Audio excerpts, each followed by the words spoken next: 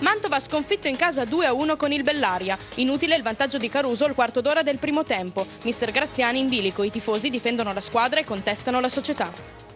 Ed ora il calcio. Il Mantova esce sconfitto in casa contro il Bellaria. La panchina di Archimede Graziani è ora a rischio, ma i tifosi difendono la squadra e contestano la società. Sentiamo Nicola Antognetti. Avrei voluto continuare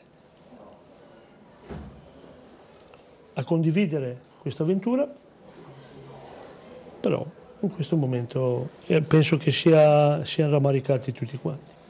Sopra di me c'è una società.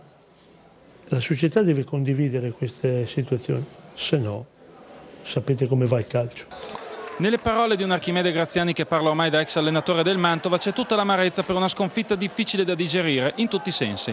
La gara col Bellaria, che doveva segnare il riscatto dei biancorossi dopo le ultime deludenti prove, si è invece trasformata in una disfatta. Ma questo è il Mantova di oggi, tanta gente che corre e si dà da fare, ma senza nessuna tranquillità e purtroppo senza costrutto. E dire che le cose sembravano aver preso una piega ottimale quando Caruso, in proiezione offensiva, aveva capitalizzato al meglio un cross di Bertin per trafiggere l'incolpevole Venturi. Un'illusione durata esattamente 60 secondi, fino a quando Turchetta, fantasista tutto talento dei romagnoli, ha servito alla perfezione De Cenco per il gol dell'1-1. Un destino evidentemente segnato, quello del Mantova, e che si è compiuto nel secondo tempo. Prima De Cenco, approfittando di un errore di Caruso, andava a divorarsi il gol del vantaggio, e dopo un tiro pericoloso di Franchi buttato nella mischia nella speranza di smuovere le acque, è ancora un errore, questa volta di Fonte, a spianare la strada al Bellaria per il gol decisivo di Turchetta.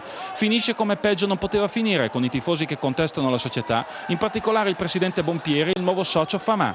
Cosa riserva il futuro non è dato sapere al momento, ma occorre rimettere la barca in linea di galleggiamento e al più presto se possibile.